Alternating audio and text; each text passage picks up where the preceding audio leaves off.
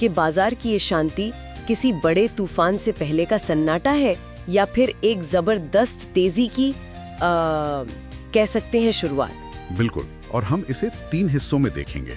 हाँ, हम देखेंगे कि कल यानी 24 दिसंबर के लिए क्या उम्मीद करें, फिर अगले 3 महीनों का नजरिया क्या है और अंत में पूरे साल 2026 की बड़ी तस्वीर कैसी दिख रही है।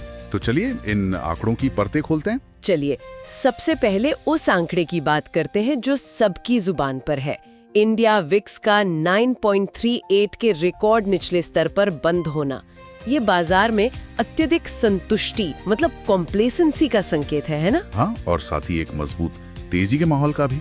लेकिन आपका सवाल सही है, क्या ये खतरनाक है? वही तो मैं सोच रहा हूँ। देखिए, कम विक्स एक दोधारी तलवार की तरह है। एक तरफ ये बहुत अच्छा है क्योंकि दिखाता है कि तेजी का रुझान बना हुआ है, ट्रेडर्स डरे हुए नहीं है।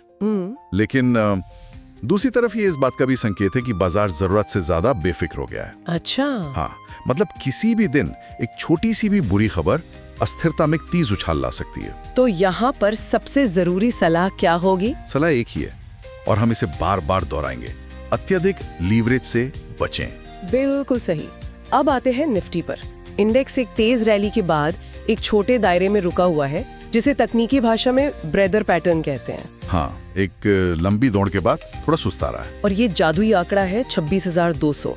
ये एक साइकोलॉजिकल लेवल भी बन गया है। बिल्कुल, ये एक तत्काल प्रतिरोध मतलब रेजिस्टेंस है।